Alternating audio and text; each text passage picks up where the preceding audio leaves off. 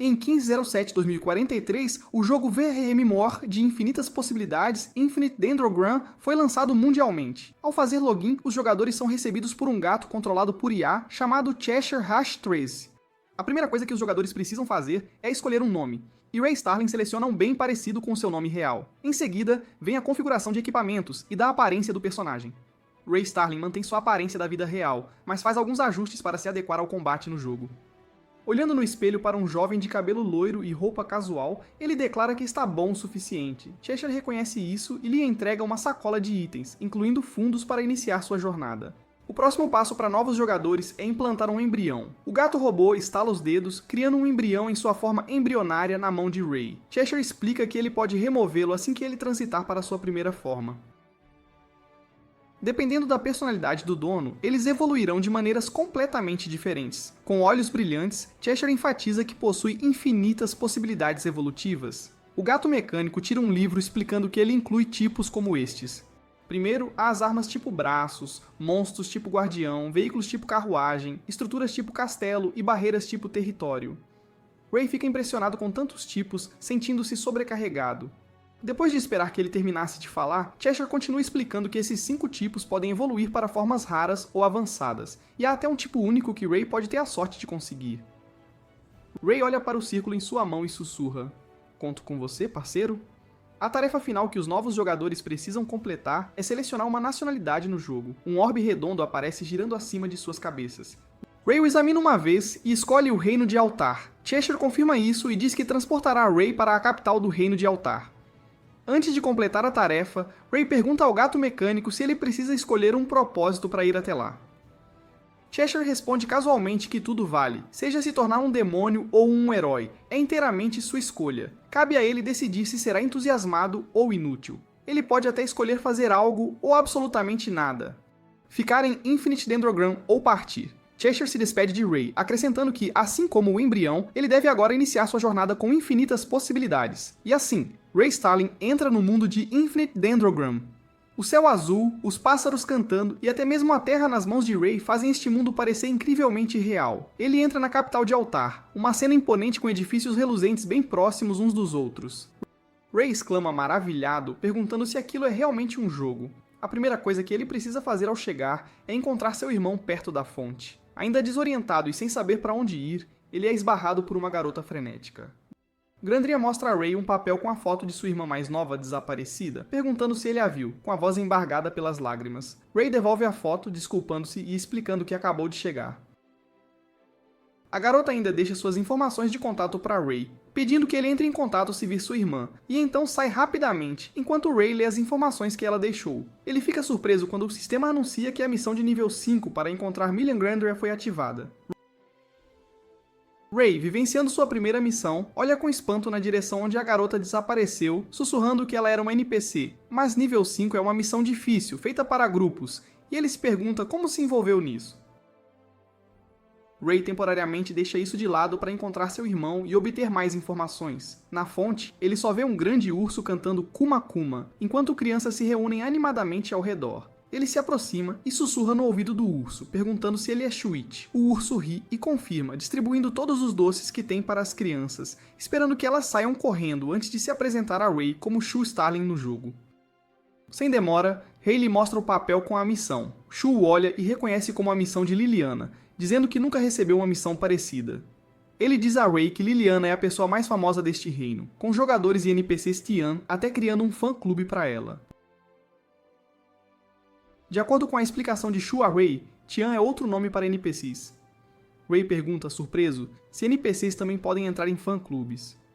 Shu informa que, segundo explicações dos administradores, eles possuem consciência e personalidades comparáveis às humanas, então é normal que participem de missões. No entanto, a questão é que Ray não entende por que recebeu uma missão de uma Tian tão famosa. Mas Shu diz que este mundo é muito prático, não há condições necessárias para ativar missões.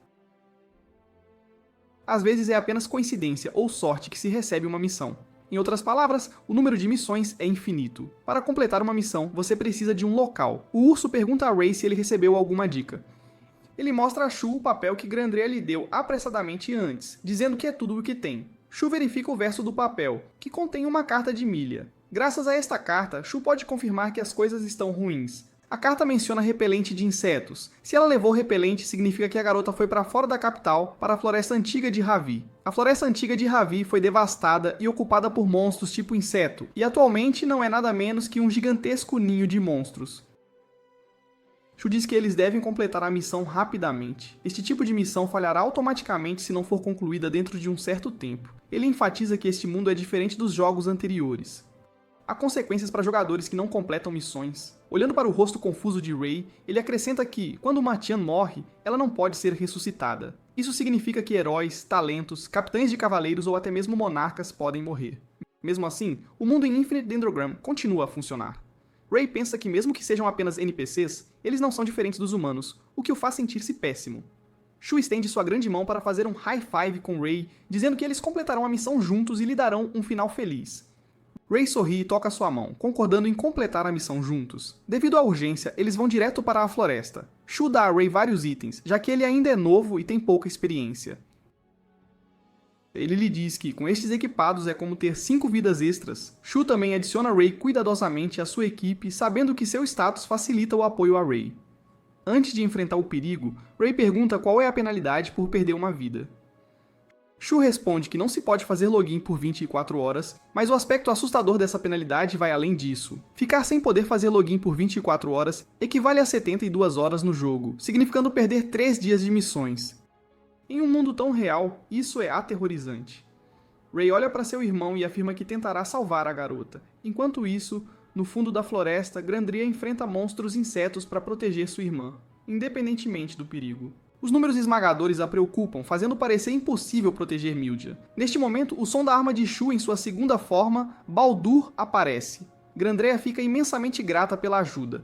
Sem eles, ela não conseguiria proteger sua irmã. Rei dispensa seus agradecimentos, pedindo a todos que saiam deste lugar primeiro. Shu se manifesta dizendo que a missão ainda não está completa porque Grandrea é nível 210, elevando diretamente a dificuldade da missão para o nível 5.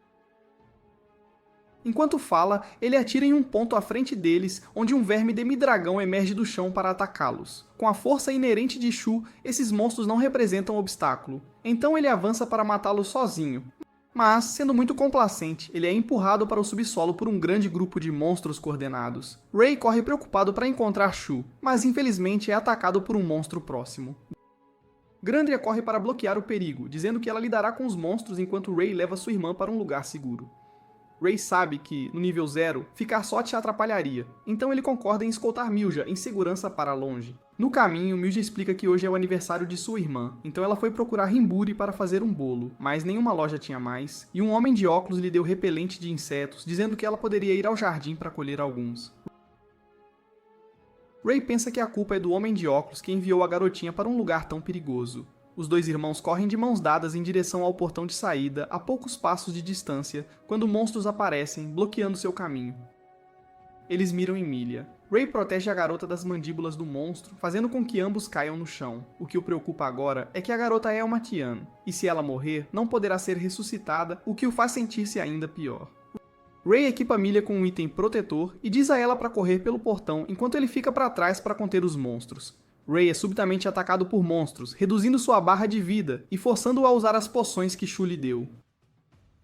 Ele bebe poções continuamente e é atacado enquanto salva Mildja do perigo até que os itens se esgotem. Segurando a garota em seus braços, Rei diz a si mesmo para não desistir por ela.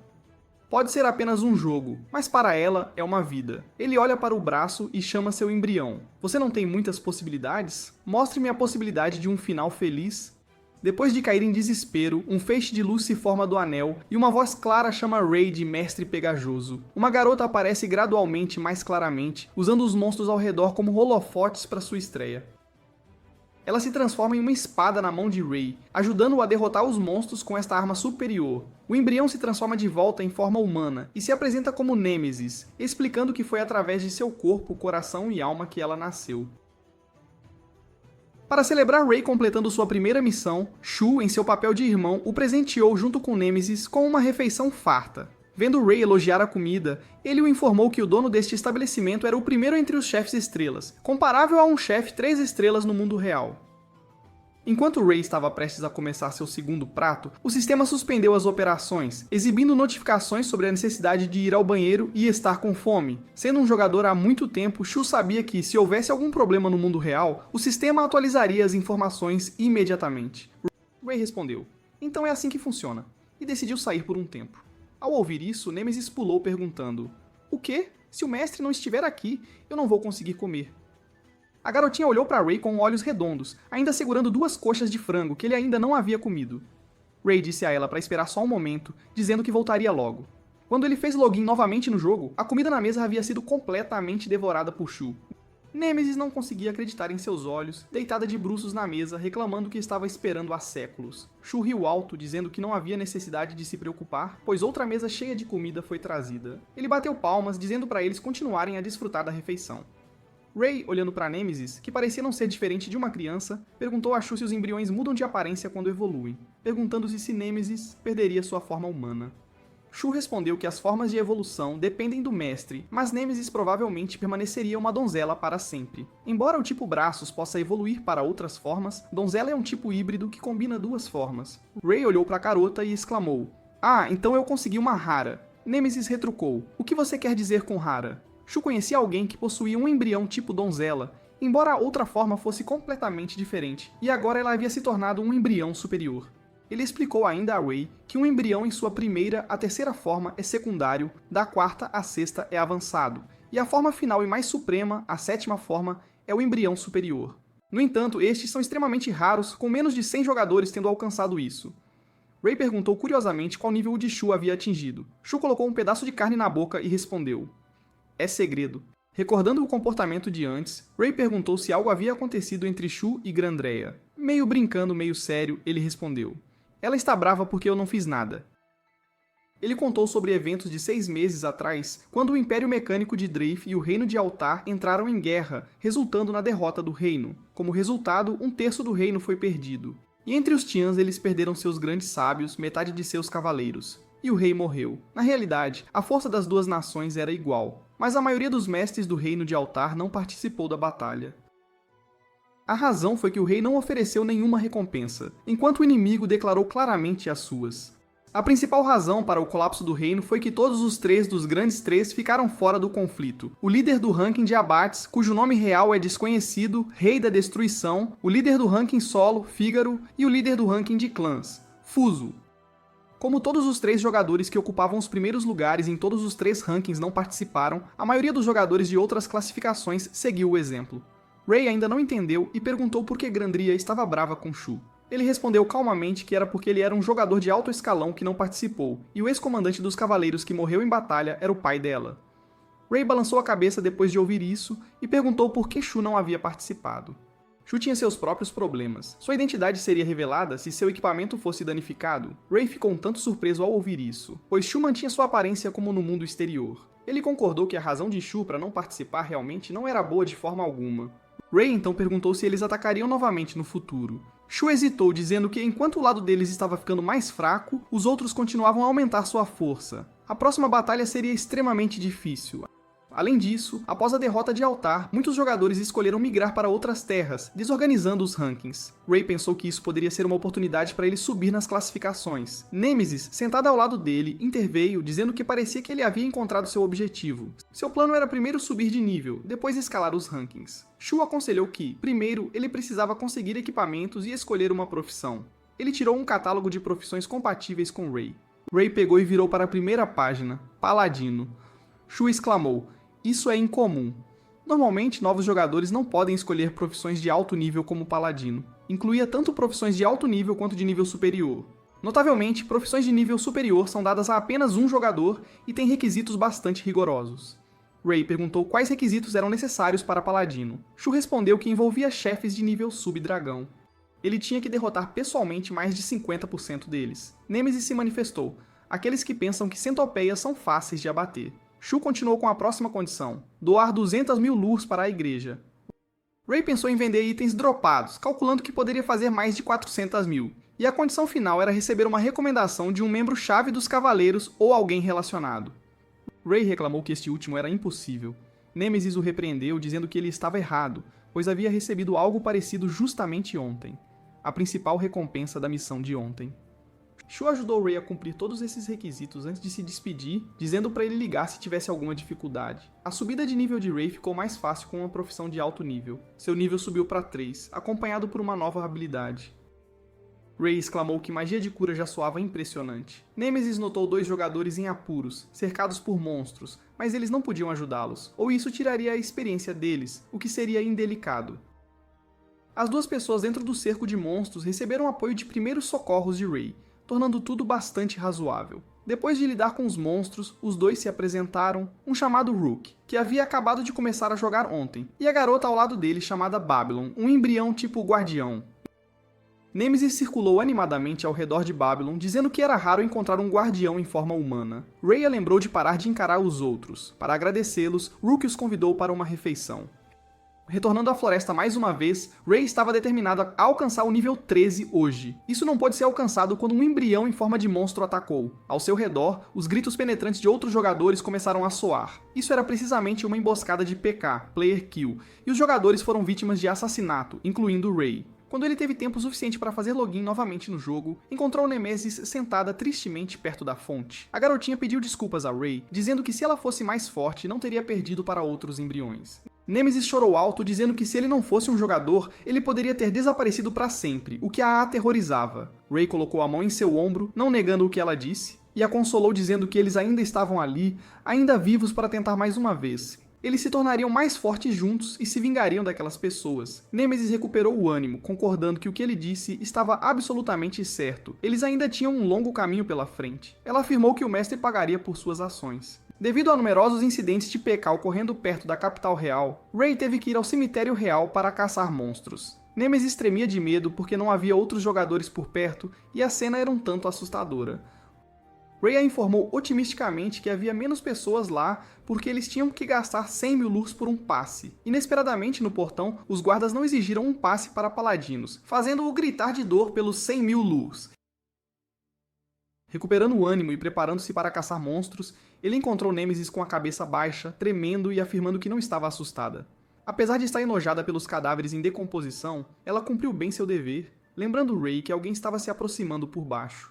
Graças a Nemesis, Ray evitou um ataque surpresa. Ela disse a ele para decidir, lutar ou fugir. Ray apertou a espada em sua mão, preparando-se para bloquear o ataque assim que a outra pessoa aparecesse. Inesperadamente, assim que a outra pessoa apareceu, ela curvou a cabeça e pediu desculpas a Ray. Explicando que o havia confundido com um monstro e atacado à distância, Figueiro perguntou o que ele estava fazendo neste nível solo, sugerindo que níveis mais baixos eram mais seguros lá fora. Ray perguntou se ele não sabia das notícias. Atualmente, inúmeros incidentes de PK estavam ocorrendo ao redor da capital, tornando-a nada segura. Ele respondeu que estava lá dentro há 5 dias, então não sabia o que estava acontecendo lá fora. Vendo que ambos estavam chocados, Figueiro explicou que estava testando o quão fundo ele conseguia ir sozinho.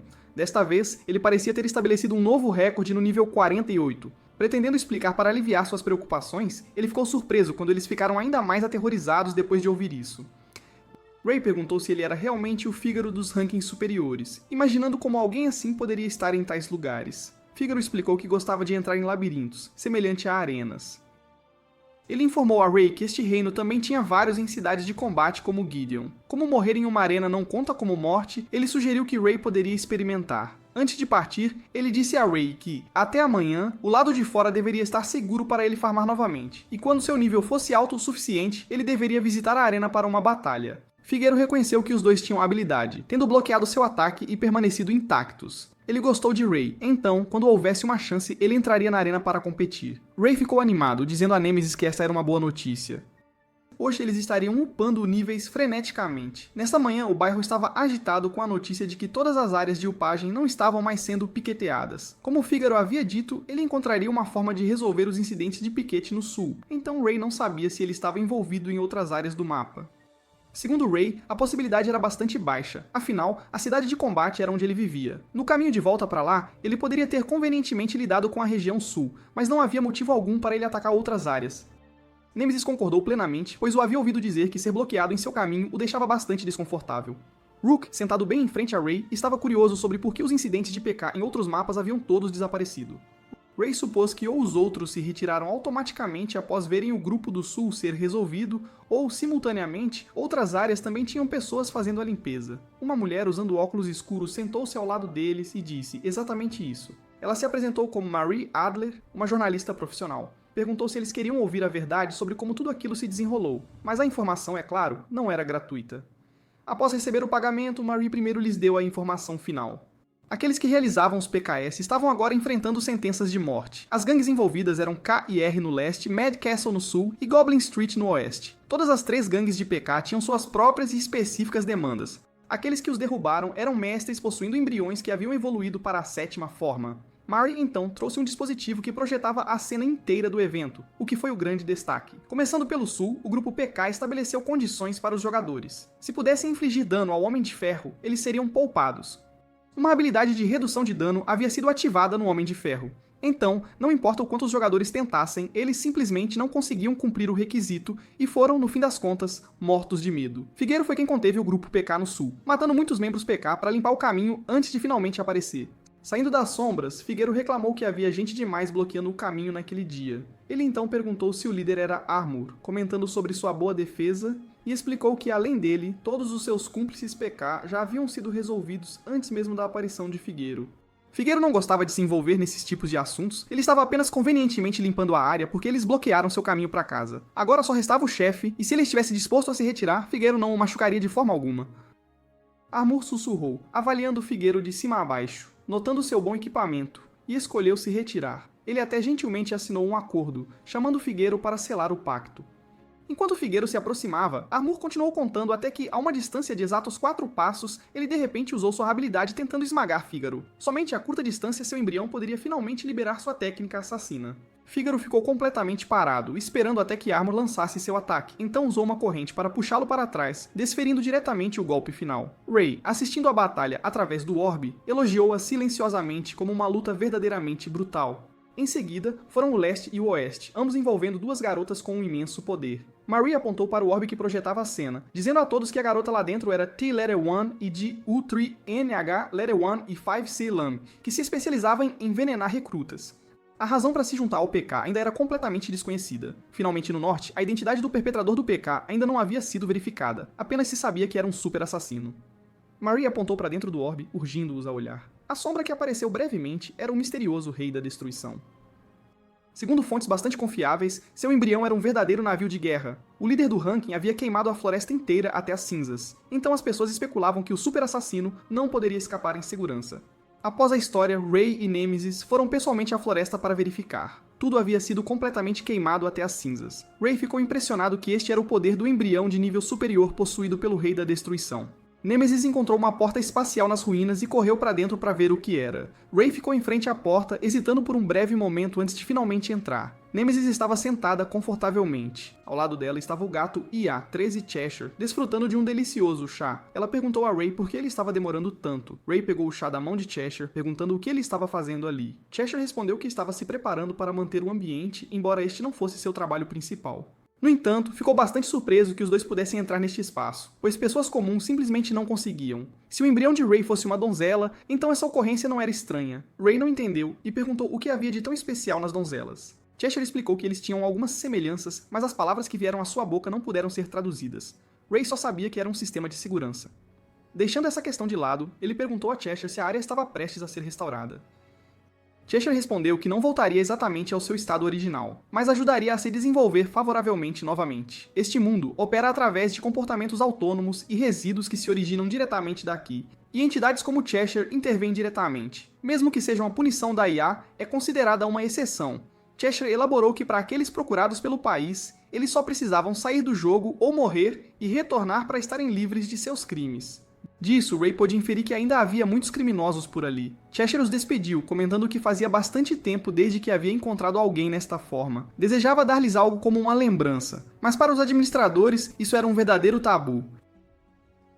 Cheshire disse que não era necessário, pois ele já havia comido bolo e chá. Nemesis interveio, dizendo que era algo bastante maravilhoso. Cheshire lembrou-se de algo e perguntou a Ray se ele estava planejando ir para Gideon, e se sim, para ter muito cuidado. ele falou sugestivamente, lembrando-o de que o coração do diabo reside no estômago, então apenas lembre-se bem disso. Antes de ir para Gideon, Rey e Rook foram à guilda para encontrar algumas missões para completar no caminho. Segundo Rook, como a rota havia sido reaberta, os mercadores inevitavelmente pediriam escoltas. Rey de repente percebeu que ainda não havia perguntado a Rook qual era sua profissão. Ouvindo a resposta de Rook, Pimp, ele perguntou se Pimp era uma escolha de profissão no livro e quais habilidades ela tinha. Rook explicou que Pimp era provavelmente algum tipo de profissão de domador de monstros. Rey, pensando que deveria ser algo recíproco, abriu seu próprio painel de habilidades para Rook ver. Rook exclamou com grande espanto. Cavaleiro sagrado com equipamento fashion. Parece legal. Ele estava curioso se absorção de contra-ataque e vingança é minha eram habilidades únicas de Nêmesis. Nêmesis explicou a Rook que vingança é minha a transformava em uma arma e equipava Rey diretamente. Sua atenção se voltou para o jornal em sua mão. A estrada para Gideon tinha vários chefes grandes como o Rei da Matilha, Loboda ou a Grande Cabeça Demoníaca. Ela disse alegremente que seria muito bom se eles os encontrassem. Rey olhou para Nêmesis com aborrecimento, dizendo que não estava interessado em perigos tão óbvios. Os olhos de Babylon brilharam olhando para Rook, que imediatamente recusou. Também não interessada em assuntos tão perigosos, Marie apareceu misteriosamente, sentando-se silenciosamente ao lado deles ouvindo a conversa, até que Rey de repente notou sua presença ali. Marie tirou um doce e mencionou que tinha alguns negócios importantes em Gideon, então queria aceitar algumas missões ao longo do caminho. Ela acidentalmente os ouviu discutindo sobre ir para Gideon e assim se juntou a eles. Rey pediu a opinião de todos, e todos concordaram em deixar Marie se juntar ao grupo, especialmente porque era a primeira vez deles viajando para outra cidade. Marie disse a todos que viajar era de fato sua grande especialidade. Eles podiam deixar tudo com ela. Rey apresentou uma missão para transportar mercadorias da área local para Gideon com uma recompensa de 30 mil Lu, perguntando o que todos achavam. Todos concordaram com esta missão, então Rey foi se registrar e eles partiriam amanhã de manhã bem cedo. Rook recebeu uma recompensa por domar monstros para servir de transporte para todos em sua jornada para Gideon. Ele levantou a mão para mostrar a Rey um círculo brilhante, chamado de Joia, usado para conter monstros.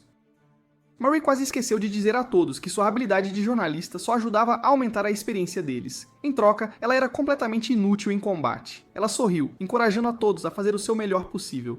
Antes que pudessem ver suas reações, Nêmesis os avisou em voz alta para olhar para a frente. Uma caravana de mercadores à frente estava sendo atacada e bloqueada por monstros. Rey sentiu que seria terrível deixá-los morrer daquele jeito.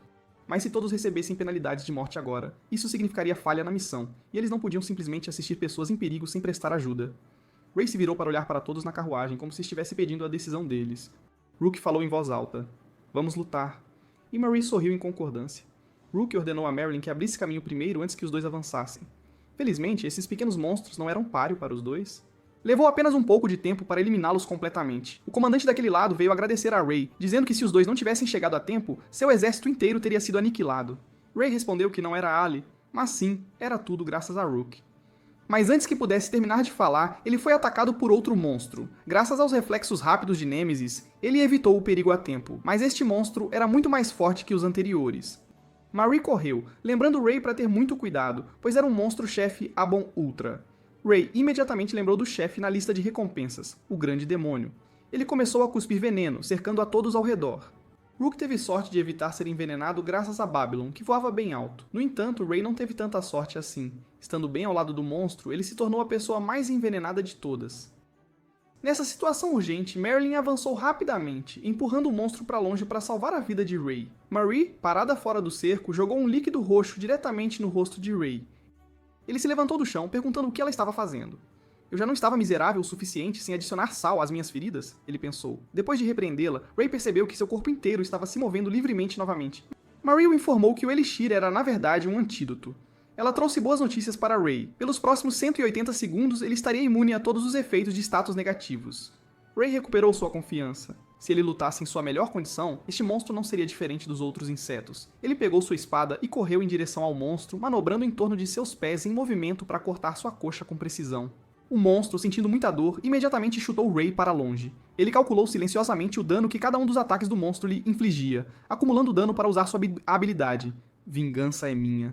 Nêmesis de repente gritou, avisando Rey para ter muito cuidado. Acima, uma besta voadora montada apareceu do nada, tentando pegá-lo, mas falhando. Ele começou a se preocupar que se fosse atacado por ambos simultaneamente, não poderia fazer mais nada. Rook, trazido de volta por Babylon bem a tempo, chamou Rey para deixar o pássaro de pedra com eles. Ele deveria se concentrar apenas em Gardrand. Depois de dizer isso, os dois voaram novamente para perseguir o pássaro de pedra. Vendo Ray ainda parado, olhando na direção de Rook, Nemesis o lembrou. Mestre, não desperdice a bondade deles. Ray se reconcentrou, verificando o tempo dos efeitos. Apenas 57 segundos restantes. Se ele minimizasse a capacidade de recuperação, poderia suportar mais 3 ou 4 golpes. Ray e Nemesis atacaram Gardrand novamente. Ele entendeu que eles ainda podiam lutar graças ao Elixir de Marie e a Rook segurando o pássaro de pedra. Portanto, ele não estava sozinho. Nos 10 segundos finais, Ray levou outro golpe do monstro. Ele gritou por Nemesis, acumulou dano e usou a espada para cortar a cabeça da criatura. Apesar de perder a cabeça, Gardan ainda lutava, usando suas mãos para socar Ray para longe. Justamente quando o efeito da droga passou, Nemesis olhou com horror para Gardanda sem cabeça, ainda se movendo. Não entendendo o que estava acontecendo, Ray afirmou que seu coração havia sido destruído. Mencionando o coração, ele se lembrou das palavras de Cheshire de que o coração do diabo reside no estômago. Ray sussurrou. Então é assim que as coisas são, mas mesmo sabendo disso, ele não podia fazer absolutamente nada, sua força estava completamente exausta. Ray desabou no chão, mas então pulou novamente, dizendo suavemente. Não, meus companheiros ainda não desistiram, então como eu poderia desistir? Ele pegou sua espada novamente, gritando que superaria este limite e alcançaria a vitória. Ele perguntou a Nemesis se ela estava pronta para esta batalha desequilibrada, mas a garota lembrou Ray para prestar atenção ao bip vindo do sistema. Numerosos avisos vieram junto com um cronômetro de contagem regressiva, esperando Ray confirmar sim ou não. Gardrand, do outro lado, havia regenerado 2 olhos, procurando por Ray. Sem tempo para pensar, ele só podia apostar em sua escolha. O sistema exibiu outra notificação confirmando o processo de evolução. Nemesis foi forçada a uma evolução de emergência. Assim que o cronômetro terminou, Nemesis, em sua segunda forma evolutiva, ajudou a bloquear um ataque do monstro. Nemesis disse a Ray que em sua segunda forma, ela sentia um poder transbordante, sentindo que poderia derrotar a besta tão facilmente quanto virar a mão.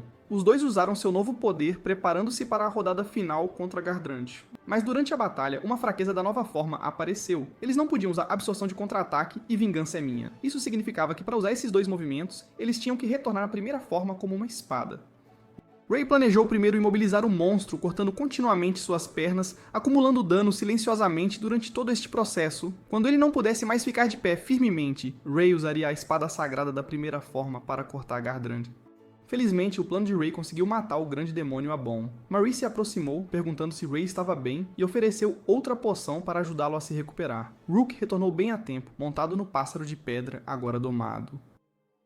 O mercador se aproximou, apertando a mão de Ray, para agradecer a todos. Sem eles, seu grupo teria perecido completamente. Os corpos daqueles que morreram foram arranjados por seu grupo e colocados em um pequeno... Nemesis explicou a Ray que eram caixões curtidos, uma forma de ajudar os falecidos a se reunirem com suas famílias. Ray pensou que isso era muito realista, lembrando-se de Grandria, Milia e Nemesis. Então questionou se este lugar era realmente apenas um jogo, pois todos os desenvolvimentos de hoje estavam sendo observados por outra força. Ele avaliou que mesmo um Uban sendo derrotado era um caso bastante raro. O homem olhou para o rosto de Ray através da tela, sorrindo com interesse.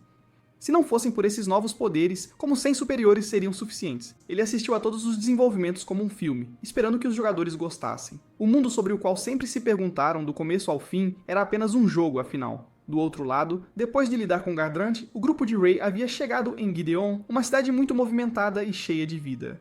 Primeiro, eles precisavam ir à Guilda dos Aventureiros para coletar suas recompensas. O grupo inteiro discutiu porque todos queriam pegar menos, eventualmente criando um fundo comum para o grupo. Ray disse a Nemesis que sentia que sua recompensa era demais, incluindo 2 braços de veneno de fogo.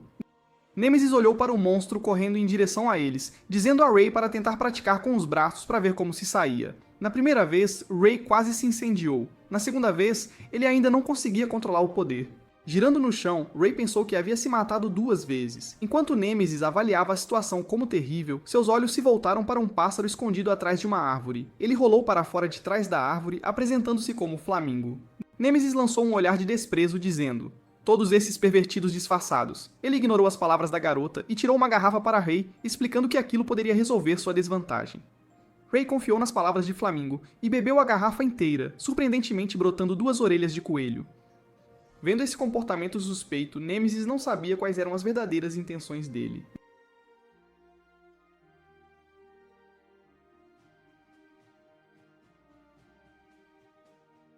Marie ficou encantada com a aparência fofa de Ray e até desenhou uma foto dele. Ela aconselhou Ray a não se preocupar, dizendo que era algo completamente normal para um mestre de repente ter orelhas de animal. Rook, vendo as 2 orelhas na cabeça de Ray, perguntou se...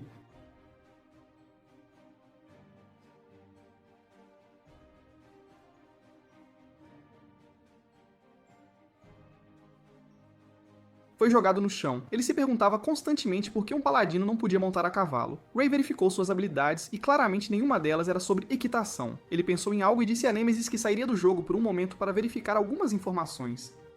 Ele finalmente aprendeu que precisava possuir o amuleto da tribo do cavalo por 100 mil.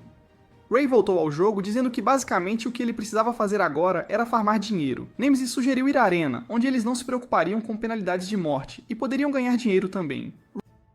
Ray lembrou que ela havia esquecido a condição de que era preciso ser nível 51 para entrar. Eles caminhavam por uma estrada e viram um grupo de pessoas intimidando uma garotinha. Ray empurrou o agressor para longe, inesperadamente jogando-o bem longe. Até Ray ficou surpreso com a força de suas próprias mãos. Ele olhou para o grupo restante perguntando quem seria o próximo. Tendo testemunhado essa cena, o grupo inteiro arranjou desculpas para fugir dali. Antes de partir, eles avisaram Ray para lembrar de seus rostos, pois o irmão da garota ainda estava em suas mãos. A jovem garota perguntou curiosamente por que alguém com um nível tão alto se permitia ser espancado daquela forma. Hugo explicou desajeitadamente que uma característica de sua profissão fazia com que seus atributos físicos mal aumentassem. A garota voltou, ajoelhando-se no chão, implorando aos mestres para ajudar a encontrar seu irmão. Se ela não trouxesse dinheiro suficiente, eles o matariam. Ray olhou para a garotinha lamentável e prometeu ajudar a encontrar seu irmão, sem esquecer de perguntar a Hugo como ele se sentia. Psycho, arrastando os bandidos com quem ela havia lidado. Psycho então perguntou se Hugo estava heroicamente acompanhando Alalacan. Os olhos de Psycho pararam em Nemesis, avaliando-a. Tanto Nemesis quanto Ray perguntaram em uníssono quem ela estava chamando de Alalacan. Psycho, parada ao lado de Ray, o informou que ela era um membro importante em sua vida. Apesar de sua língua um tanto afiada, ela era muito confiável. O sistema enviou uma notificação para ambos. Uma nova missão. Nível 8. Resgate Roth. Havia sido ativada. Hugo encontrou um espaço vazio e abriu um reino especial, perguntando a Ray por que ele aceitou esta missão. A mente de Ray era simples. Ele só sabia que se ignorasse este assunto se sentiria muito mal. Carregando Ray e Psycho, eles seguiram para o local dos traficantes de pessoas. Eles se esconderam atrás de arbustos, observando o prédio, e planejaram. Primeiro, Hugo usaria mais de um dir para limitar a visão deles, e Ray usaria a fumaça criada para se esgueirar para dentro. Hugo enfatizou que precisavam ser rápidos e precisos. As vidas das crianças estavam em perigo, eles não podiam se dar ao luxo de falhar. Hugo lembrou Ray que os inimigos eram de Tian, matá-los seria um crime, mas a autodefesa era uma questão completamente diferente. Outro grupo chegou, trazendo mais crianças. Psycho, com suas habilidades, traduziu o que eles estavam dizendo. Eles estavam esperando para levar essas crianças para a fortaleza a fim de vingar seus camaradas mortos. Por isso, cada vida que deixava este mundo criava um sentimento muito real. E neste mundo, uma vida sendo perdida era ainda mais fácil do que no mundo humano. Se alguém tivesse que experimentar essa dor muitas vezes, os jogadores escolheriam deixar o Infinite Dendrogram. Ray pensou que esse ainda não era o caso para ele. Ele precisava salvar as crianças ainda vivas e cumprir sua promessa. Ele seria o único a lidar diretamente com a situação. Psycho reclamou que se Hugo usasse a habilidade de seu embrião, ele começaria a prestar atenção nas crianças dentro do carro que acabara de ser trazido. Psycho perguntou a Hugo novamente se ele queria usar aquele movimento. Ele respondeu que ela já sabia a resposta, então por que perguntar? Guzzi foi chamado de volta antes de se aproximar das crianças. Hugo abaixou a cabeça, não ousando encarar seus próprios erros recentes. Devido ao plano, ele não pôde usar aquele golpe. Hugo se repreendeu por ser tão tolo. Ele não era assim. Então, Hugo apontou para o rosto de Guza, declarando que não o deixaria escapar. O distintivo de Psycho foi liberado, voltando à forma de uma carruagem donzela. O robô Psycho Otus abriu um portal e seu propósito até então era se tornar um rei imortal. A primeira condição era viver 5.000 anos como um morto-vivo e criar um cristal de espíritos irados. Ele havia dedicado muito tempo, mas a essa altura já tinha quase cumprido a condição. O que restava era matar essas crianças e transformá-las em mortos-vivos. Após ouvir tudo, Ray usou sua espada para cortar a mão do homem. Ele não precisava mais fingir-se de morto. O morto-vivo, golpeado por Ray, pensou em silêncio. Isso é ruim. Embora fosse um Licker, a arma de prata de Ray impedia sua regeneração. Ele buscou uma chance de fugir, invocando mortos-vivos para bloquear a visão de Ray.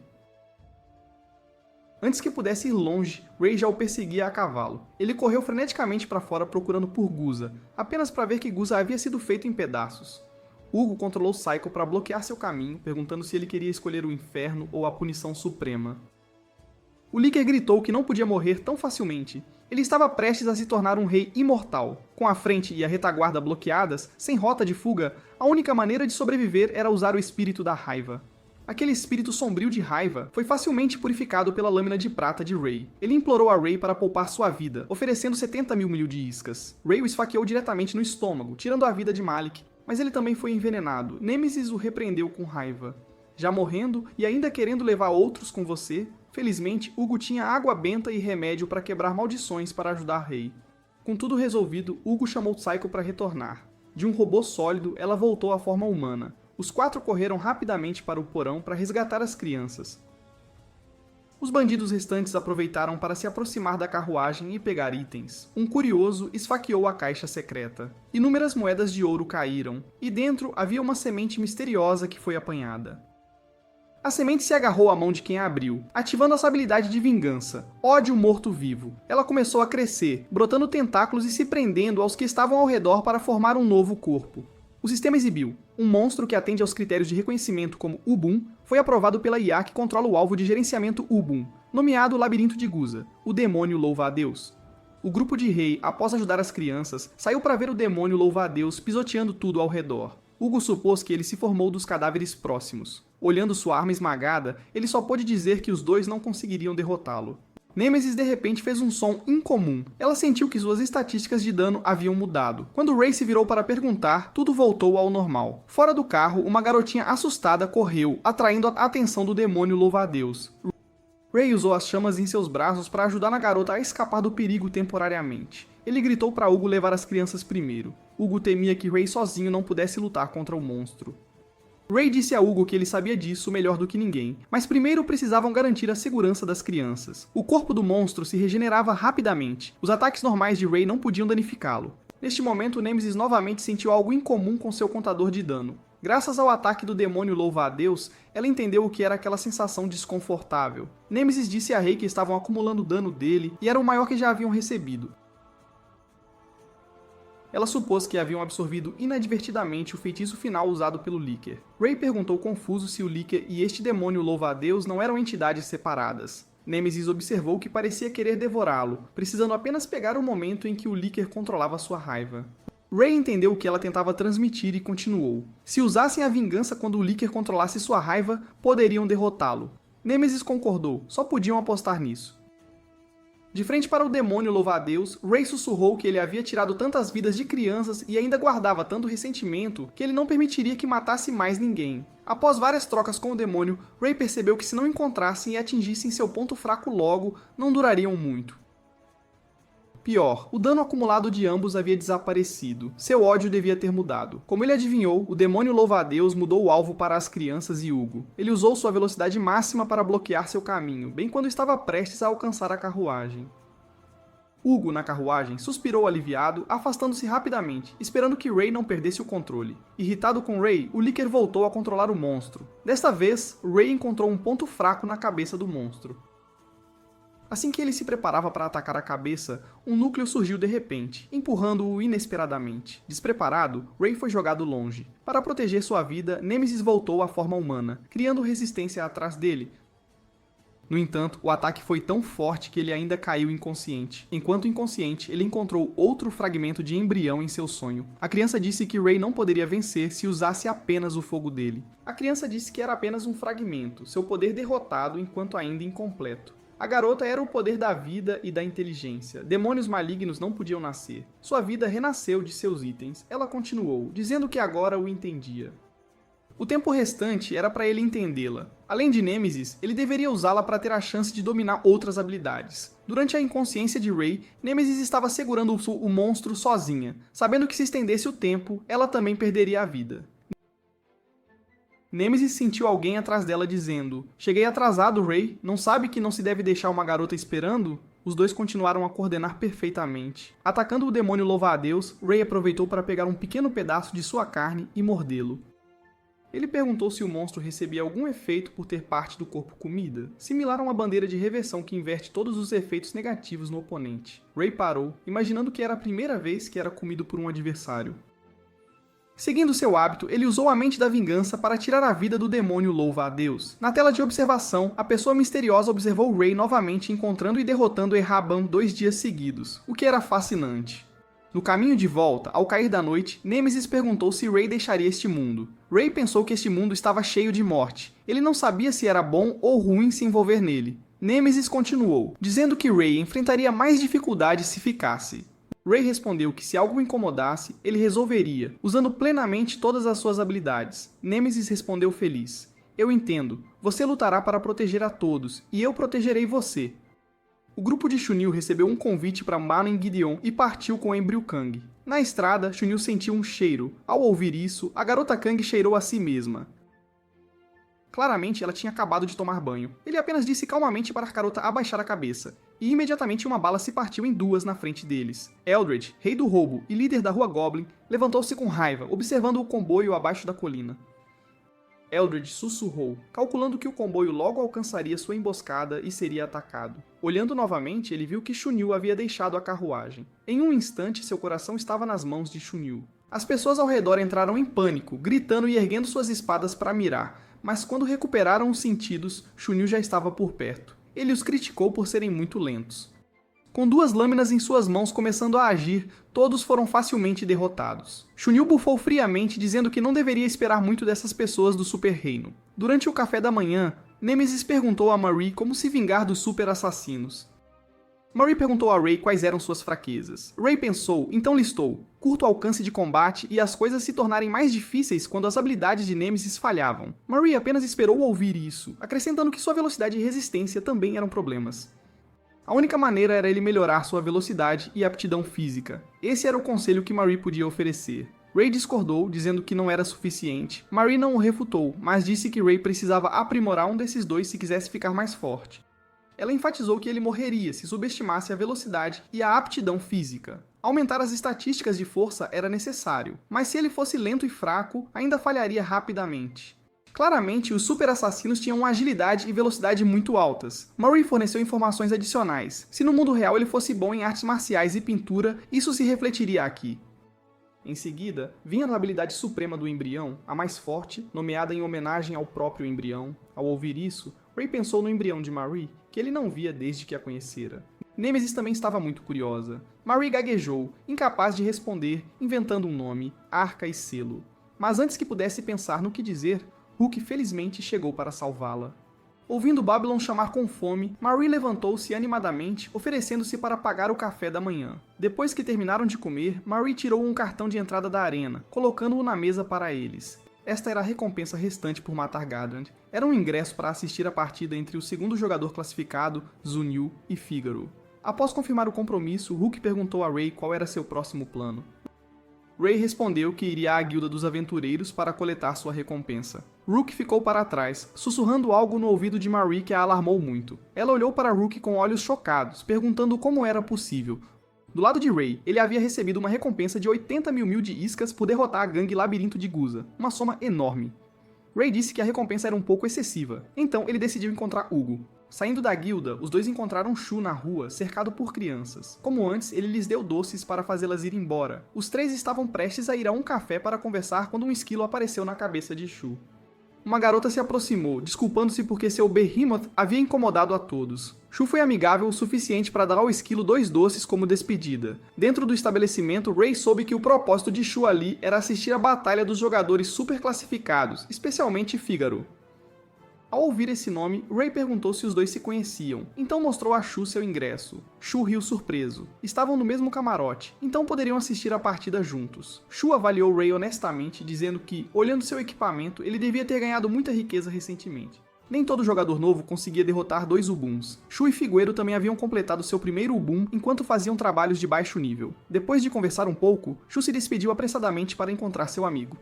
Através da conversa, Nêmesis soube que Shu passava a maior parte do tempo jogando e curiosamente perguntou a Ray qual era seu trabalho no mundo exterior. Ray respondeu que havia ganhado na loteria, comprado alguns condomínios e se aposentado para viver confortavelmente de renda de aluguel. Sua formação era extensa, primeiro artista e cantor, depois deixou a indústria do entretenimento para se tornar um lutador e também trabalhou como professor universitário. Enquanto conversava com Ray, o último pedaço de bolo de Nêmesis foi comido por Psycho, que acabara de chegar. Hugo subiu da escada para cumprimentar Ray, dizendo que acreditava ser pela graça de Deus que tiveram aquele encontro. Ray por acaso pôde trazer o dinheiro da recompensa para dividir igualmente entre eles. Olhando o dinheiro da recompensa na mesa, Hugo brincou que Ray não era ganancioso. Parecia que o dinheiro foi dividido sem erro. Ouvindo isso, Ray respondeu seriamente que não era alguém que mentia para amigos. A observação casual de Ray fez Hugo congelar por vários segundos. Os dois conversaram sobre a batalha com o labirinto de Gussa por um tempo. Vendo que era quase hora da partida, Ray se despediu de Hugo para ir à arena.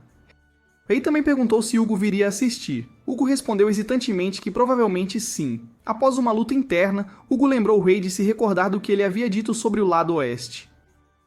Psycho se adiantou dizendo que Hugo acabara de revelar informações. Ele não gostava desse plano? Hugo abaixou a cabeça, sussurrando que não se entendia mais, mas ainda queria realizar o desejo daquela pessoa. Flamingo, na escuridão, informou alguém ao telefone que o plano tinha algumas mudanças, já que a princesa não viria. A Rainha Monstro também não agiria, mas os três poderiam cronometrar a partida inteira com 90% de taxa de sucesso. Na arena, Ray viu Shu andando lá fora e deixou a partida para encontrá-lo. Ao se aproximar, ele ouviu uma conversa entre Shu e Fígaro sobre Caldana e o Rei Besta Drive sentados nas arquibancadas. Fígaro aceitou a missão de ficar de olho naquelas pessoas. Ele sentiu algo estranho nesta cidade. Essas pessoas deveriam estar no reino. Ninguém sabia se tinham segundas intenções, então era melhor ficar vigilante. Nêmesis, vendo Ray não entrar na sala, veio observar e perguntou o que estava acontecendo. Ela riu alto ao ver um urso e um leão sentados juntos lá dentro tendo uma conversa íntima. Fígaro explicou que era bastante famoso nesta cidade, então não podia sair sem um disfarce. Nêmesis disse que tinha ouvido que os dois eram amigos e agora até se disfarçavam juntos. Fígaro estava prestes a revelar suas verdadeiras identidades quando Shu o impediu. Shu deu a Ray um anel de telepatia, explicando que se ambos usassem esses anéis, poderiam conversar. Ele então afastou Ray e Nêmesis, dizendo que tinha algo a discutir com Fígaro. A batalha de hoje para Fígaro era extremamente perigosa. Seu oponente era alguém igualmente forte. Ele disse a Shu para relaxar. Os momentos que faziam sua vida ascender eram a razão pela qual ele jogava e porque sempre tentava vencer com o que tinha. Ray queria apostar 60 lês no irmão Flamingo, mas Nêmesis, ao lado dele, o atingiu com força, querendo ensiná-lo o valor do dinheiro. Chunil se aproximou, dizendo honestamente que todo aquele dinheiro iria para o ralo. Ele reclamou que apostar o dobro em Fígaro mostrava que não o levavam a sério. Ray olhou para a imagem de Chunil carregando Mihai em sua mão e sussurrou que ele era muito agressivo. Ray queria ajudar a garotinha Mihai e Chunil, entendendo que Ray queria lutar, aceitou o desafio. Felizmente, Shu chegou a tempo de impedir essa ação. Chunil mudou sua atenção para Shu, achando-o interessante. Shu respondeu modestamente que era apenas um entusiasta de cosplay de passagem. Chunil agiu conforme seus pensamentos, lançando um ataque em Shu, que o bloqueou com velocidade sobre-humana. Ele elogiou Shu, dizendo que era impressionante que pudesse neutralizar o ataque, apesar de não atender ao requisito de velocidade. Chunil começou a sentir-se mais favorável a este país fraco. Se Fígaro fosse fraco, ele lutaria contra Shu. Shu respondeu que isso não aconteceria. Fígaro seria quem lutaria contra ele. Vendo que Chunil estava prestes a levar Mihai embora, Ray o chamou para esperar, querendo saber sobre a garota em suas mãos. Só então Chunil percebeu que fora confundido com um sequestrador. Ele colocou Mihai no chão, dizendo que ela era sua companheira. Chunil olhou para Ray e riu alto, percebendo que ele pensara que a havia sequestrado, por isso agira tão rudemente. Ele sussurrou no ouvido de Ray que eles jogariam juntos um dia. Depois que ele saiu, Shu veio até Ray, dizendo que quase morreu. Ele provocou Ray, dizendo que ainda era muito cedo para ele lutar contra um superior. Ele informou Ray que Chunil era um dos 4 melhores jogadores do Império Huanghe, a terra dos eremitas. Ray e Shu voltaram ao camarote para assistir a partida. Assim que Marie o viu, ela entrou em pânico, falando incoerentemente sobre como o material das roupas de Shu parecia familiar. E ainda mais emocionante sua voz. Rook, parado por perto, observou o comportamento dela e perguntou o que estava acontecendo. Ray perguntou se Marie tinha medo de ursos. Marie suspirou. Seguindo as palavras de Ray, e admitindo que tinha medo de ursos, Shu se aproximou misteriosamente dela, perguntando se o nome dela era Marie e se ela era jornalista. Após ouvir a pergunta, Marie relaxou e respondeu que sim. Naquele momento, o anfitrião anunciou que a partida principal de hoje começaria oficialmente. Quando Fígaro pisou na arena, as arquibancadas cantaram seu nome em uníssono. O anfitrião, esperando todos se acalmarem, continuou, dizendo que sabia que aquela era a partida do século. Mas primeiro, eles tinham que revisar o que era proibido, como itens que causassem ferimentos ou morte. Shu disse a Ray que Fígaro definitivamente venceria se esses fossem permitidos. Enquanto a barreira era estabelecida, Chunil declarou que não se moveria até que Fígaro fosse derrotado. Abaixo, a plateia protestou, perguntando o que ele estava pensando e para descer rapidamente. Enquanto a partida se desenrolava, Shu explicou que os organizadores haviam montado a barreira protetora incorretamente. A barreira estava desacelerando as ações internas para facilitar o acompanhamento de todos. Ray notou que Figueiro estava completamente na defensiva, verdadeiramente alguém nascido para a velocidade. A característica de Shunryu eram seus braços longos e robustos que podiam atacar oponentes mesmo à distância. Fígaro também não era uma pessoa comum. Ele podia suportar ataques sem se ferir. Ray perguntou se era uma habilidade de embrião. Shu explicou que não, era uma habilidade de equipamento relacionada ao manto. Uma recompensa especial que Fígaro sempre usava. O manto podia defender contra todas as forças externas. A habilidade de resfriamento levaria então 10 minutos. Fígaro havia usado sua carta na manga. Rook continuou, dizendo que agora só precisavam ver quais eram as habilidades restantes de Shunryu. Assim que a habilidade defensiva de Figueiro se dissipou, ele cuspiu uma boca cheia de sangue vermelho. Shunryu segurava um pedaço de pulmão na mão, lamentando não poder ter pego seu coração. Ray se perguntou por que Figueiro não estava ferido se o manto de recompensa especial podia evitar forças externas. Rook usou a habilidade suprema do embrião para explicar a situação. No chão da arena, Figueiro disse que ataques de uma distância ultralonga significavam que seu oponente havia se preparado. Shunryu não negou a pergunta, mas também não continuou se movendo. Shu disse aos que estavam ao redor que era porque Shunryu estava sendo cauteloso. Rook adivinhou que Figueiro ainda não havia revelado seu embrião. Shu refutou isso, dizendo que ele o estava usando desde o início da partida. A partida no chão continuou. Apesar de ter apenas um pulmão restante, Figueiro não enfrentou muitas dificuldades e parecia controlar a partida melhor que seu oponente. Shunryu sussurrou, sem entender por que Figueiro estava mais forte, até mais forte do que quando usava armas.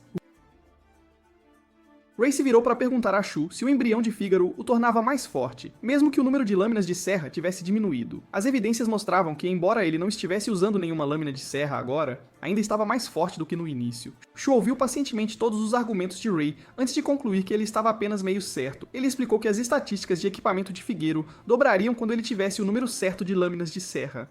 O especial sobre seu embrião era que essas estatísticas aumentariam em uma certa quantidade durante a batalha. Isso significava que quanto mais ele lutava, mais fortes suas estatísticas se tornavam. Por isso, as pessoas o chamavam de corrente infinita. Figueiro no palco converteu sua arma em uma espada longa. Shu avaliou que ele estava começando a lutar a sério. Marie perguntou que tipo de arma era, pois seu sistema de identificação não conseguia encontrá-la. Shu explicou que era uma arma superior, a lâmina do pico celestial do dragão da luz fantasma. Nemesis sussurrou que estava em outro nível. Shunryu também mudou sua arma para a lâmina Yinglong, um tipo de arma superior. Ele concentraria toda a sua força neste ataque final. Os dois se lançaram um contra o outro. Este golpe fez Fígaro perder um braço, e Shunryu perdeu sua poderosa arma. Mas Shunryu usou um truque, revelando outra garra, tentando apunhalar o peito de Fígaro. Todos caíram em preocupação. Nemesis disse que ele havia perdido. Shu calmamente respondeu que não era bem assim. Seu embrião faria efeito. A verdade é que seu embrião tinha formato de coração e não podia ser quebrado. Fígaro agradeceu a Zunio dizendo que ele era um excelente oponente, e com essas palavras ele desferiu o golpe final. Assim que a partida terminou, todos lá embaixo a elogiaram como um combate realmente digno de ser assistido.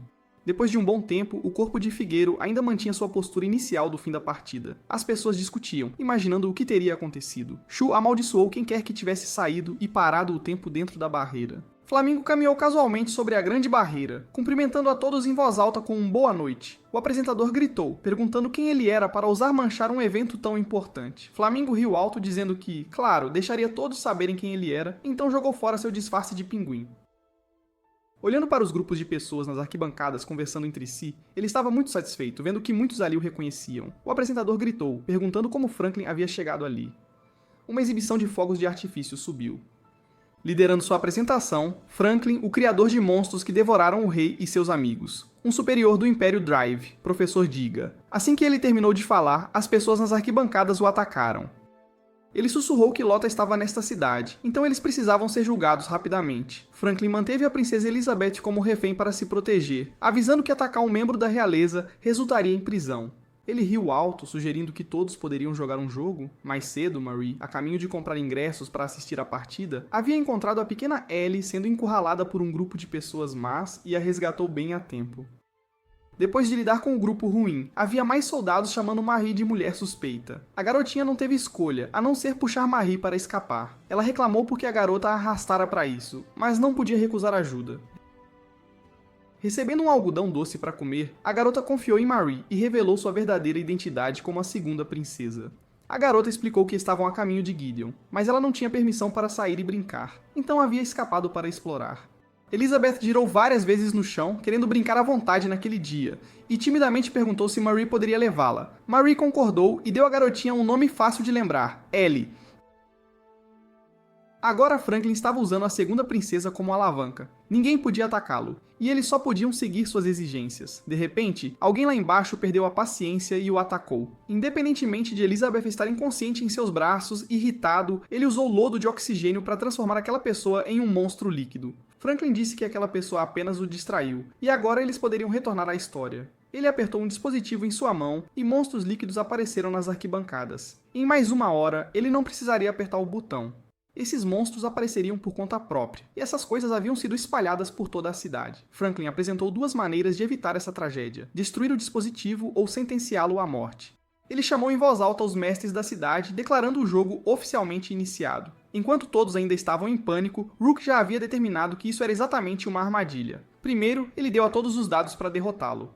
Mas então ele derrotaria a todos. O barulho fora do salão atraiu pessoas para vir e ver. Ray notou que Marie havia desaparecido antes disso. A barreira que cercava a arena impedia qualquer um de escapar. Franklin anunciou que cada soco desferido por eles liberaria um monstro na cidade. E se a barreira fosse destruída, todos os monstros seriam liberados agora mesmo. Rook se manifestou dizendo que a situação era terrível.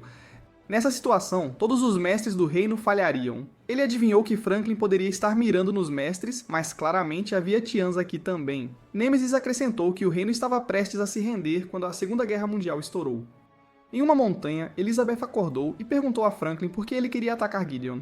Franklin respondeu que era apenas um jogo para marcar o fim de toda a guerra. Ele disse em voz alta que se tornaria caótico se os jogadores super ranqueados deste país todos participassem da próxima batalha. Era também por isso que ele estava aqui para destruir seus espíritos.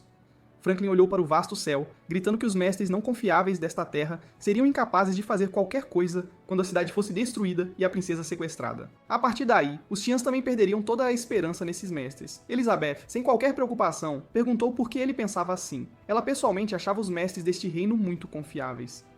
Na arena, Nemesis perguntou ao urso quão fortes eram as forças do reino fora da arena. Shu explicou que os mestres que faziam trabalho de orientação viriam aqui para assistir às partidas, então os mestres restantes fora da arena não seriam muito fortes.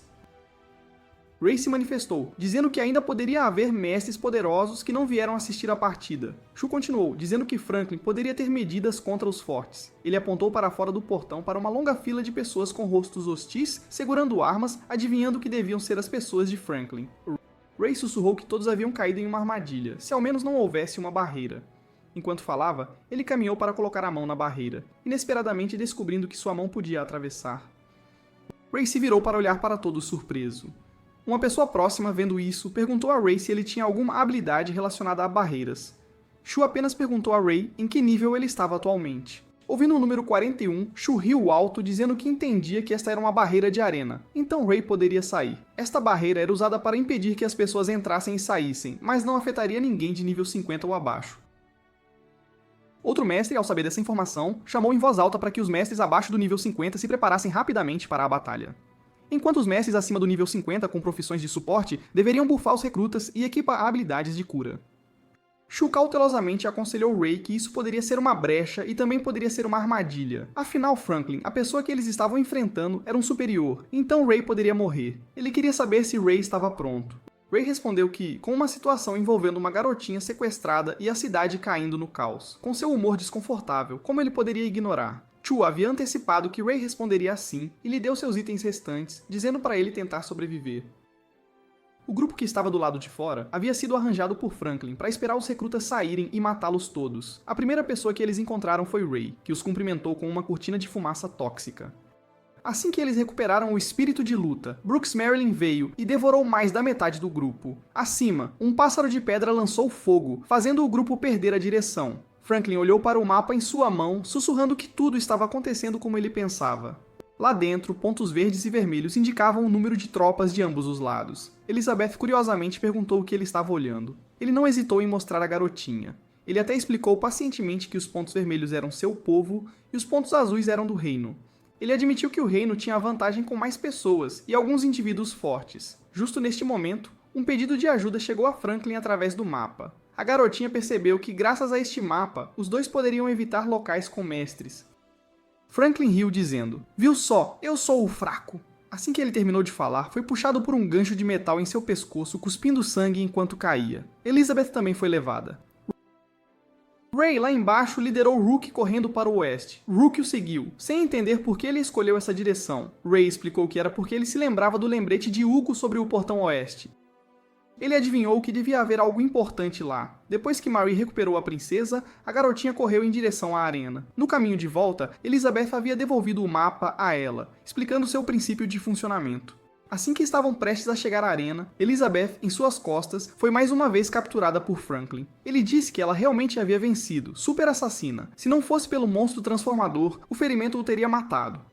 Marie respondeu que queria que ele provasse o castigo da morte, pelo menos isso. Franklin riu alto, trazendo Velgur Bell, o rei da música, para resolver esse horror. Um grupo de monstros cantarolando instrumentos musicais foi invocado.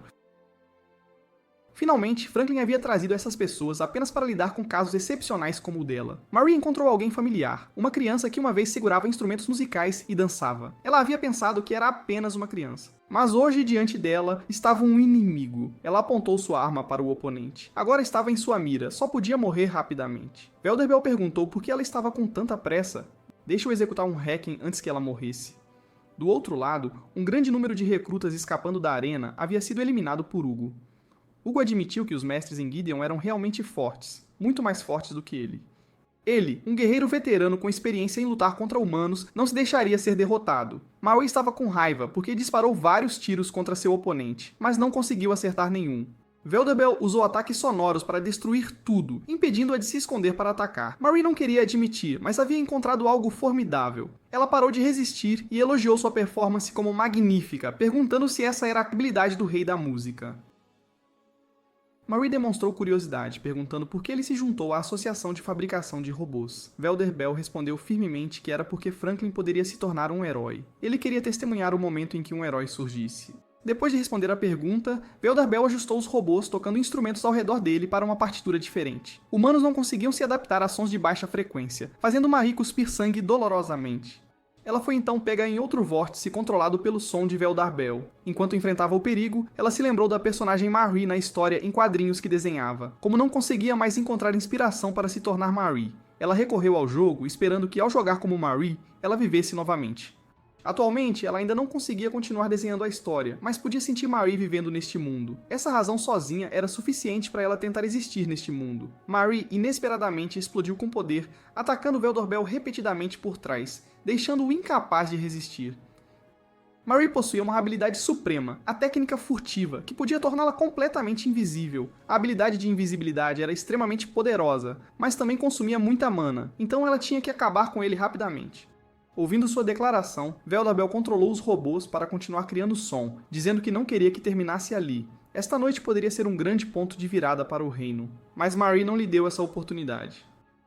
Assim que seu tiro foi disparado, confrontando o som de baixa frequência, ele criou uma explosão massiva que queimou todos os robôs. Marie olhou para Velderbel, parado sozinho, declarando que havia acabado, ela era a vencedora.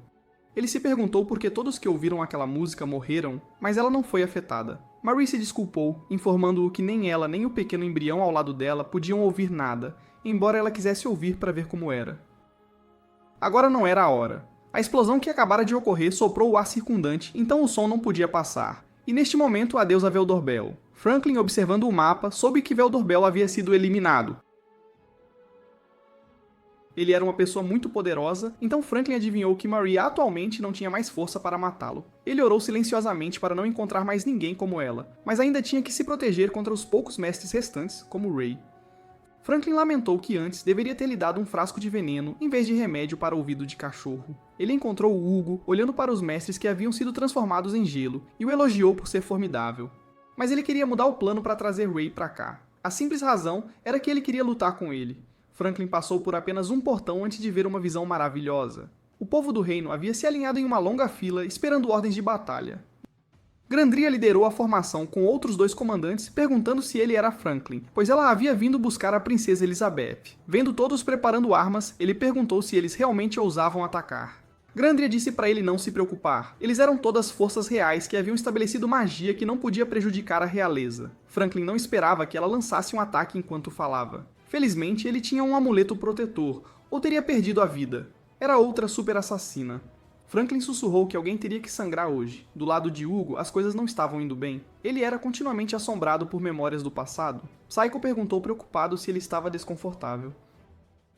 Eles poderiam parar com isso. Hugo recusou, dizendo que este caminho tinha as menores consequências a longo prazo. Se pudessem fazer o reino se render, poderiam evitar uma guerra sem sentido. Ray chegou ao ponto de encontro, perguntando a Hugo onde Franklin estava agora. Hugo respondeu que ele estava logo atrás do portão, lutando com o exército real. Hugo impediu Ray de passar, mas não Rook, porque o chefe só queria lutar contra Ray sozinho. Rook, vendo a preocupação de Ray, disse para ele passar primeiro e deixar o resto com ele. Rook sabia que Ray estava hesitante porque Hugo havia sido seu companheiro de luta ontem. Mas Rook queria dizer a Ray que se ele não fosse, ele se arrependeria. Ray decidiu correr para o outro lado do portão, mas foi parado por Hugo, que se desculpou e perguntou se podia lutar com ele. Ray não parou. Ele usou Vengeance is Mind para cortar o braço robótico de Hugo, então avançou. Hugo estava ferido, mas sussurrou que o havia usado. Ele reclamou do uso da contra-absorção, sem saber para que servia quando estava prestes a enfrentar o outro lado. Percebendo o que o preocupava, Hugo balançou a cabeça dizendo: será que é isso mesmo? Eu não sou alguém que se preocupa excessivamente com os outros. Enquanto Hugo ainda estava pensando, Rook já havia comandado Marilyn para atacá-lo por trás, desculpando-se, mas dizendo que ele foi quem expôs uma fraqueza. Hugo suportou a dor, amaldiçoando Rook por ser um covarde. Rook argumentou que não era certo, porque ele havia prometido a Ray que resolveria as coisas ali. Então, o que quer que Hugo fizesse, eles não se importariam. Hugo avaliou que Rook era amigo de Ray, mas não era como Ray de forma alguma.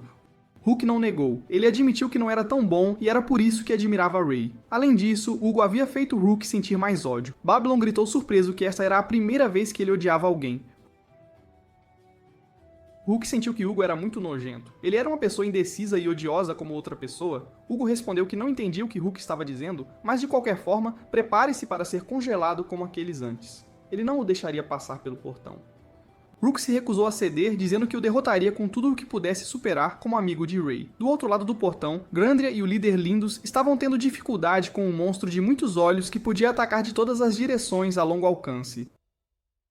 O ataque coordenado dos dois não teve efeito e foi contra-atacado pelo monstro. Franklin disse que se eles não fossem paladinos que pudessem ativar espadas sagradas, então ser fraco estava correto. Ao lado dele, uma grande fonte de fogo correu em direção ao monstro.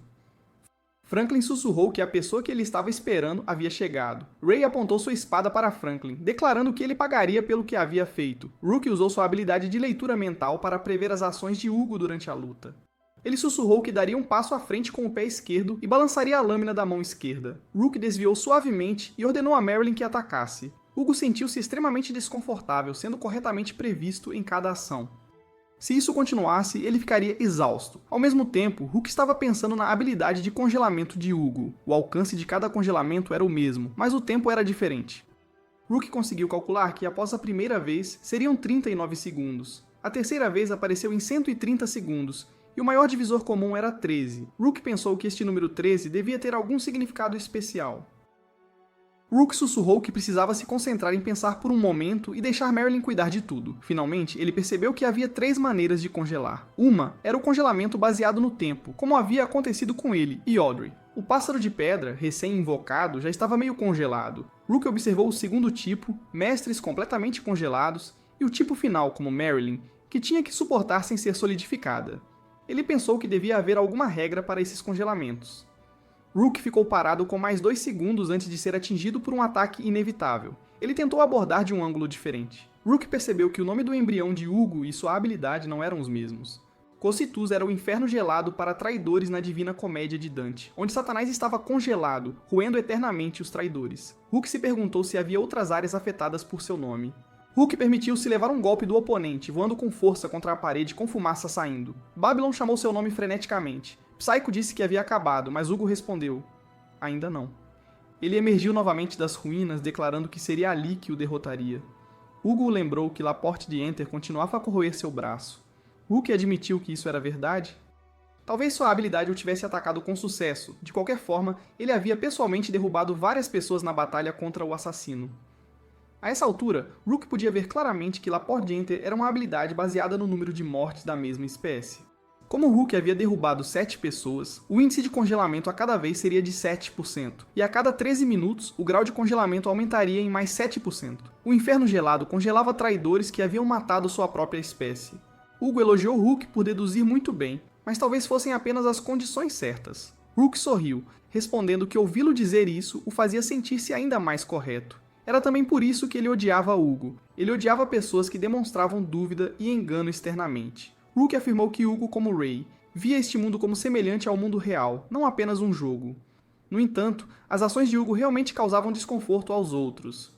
Rook expôs a participação de Hugo no jogo de Franklin como um cúmplice causando esta tragédia, então abandonando e enganando a si mesmo. Rook enfatizou quão censurável era para alguém tão indeciso como ele segurar Ray. Quão censurável era para ele sofrer por seus pecados, mesmo enquanto ainda se chafurdava neles. Rook continuou sem parar, falando sobre chafurdar. Ele estava muito profundamente imerso em seu papel, verdadeiramente censurável. Hugo sentou-se dentro do robô, seu corpo inteiro tremendo, sua mente cheia das palavras desdenhosas de Rook. Perdendo toda a razão, ele balançou uma poderosa lâmina contra ele. Enquanto a fumaça do ataque se dissipava, Rook ainda estava lá, na forma de um humano demônio dragão. O embrião e ele haviam se tornado um. Hugo perguntou se ele poderia fazer isso sem preparação. A verdade era que Hulk havia se preparado cedo. Agora os dois só podiam ter uma batalha direta onde Hugo não podia mais usar seu golpe final de congelamento. Do outro lado do portão, Franklin chamou todos para ver o que se refletia nos olhos do monstro. Era Gideon. Suas palavras eram cheias de ameaça. O que ele havia feito hoje, neste passo, era primeiramente extinguir o espírito e a vontade desta nação. Segundo, ele queria que a pessoa que o seguia até ali fosse humilhada diante de todos. Ray compreendeu a situação atual. Ele não podia usar a névoa tóxica porque já a havia usado no portão oeste. Franklin fez um novo anúncio. Em sua mão estava o dispositivo para liberar todos os monstros da cidade, programado para junho.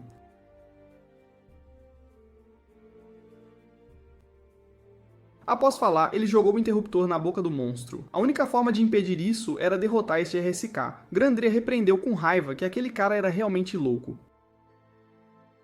O monstro, recebendo a ordem, atacou imediatamente as 3 pessoas. Ray planejava acumular dano suficiente e então usar a vingança, mas ainda sentia algo extremamente inquietante. Nemesis disse a Ray que o dano total ainda estava acumulando do monstro, mas ela sentia que estava se dispersando. Ray queria confirmar se havia um problema, então teve que arriscar confrontar e lutar contra o RSK.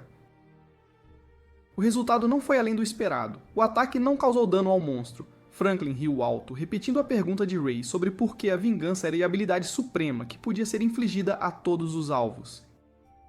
Ele mencionou a poção de orelha de animal que Ray havia bebido, que entrou em seu corpo 24 horas antes da transformação. Durante o tempo em que esteve no corpo de Ray, ela continuou a transmitir informações e todos os dados para ele.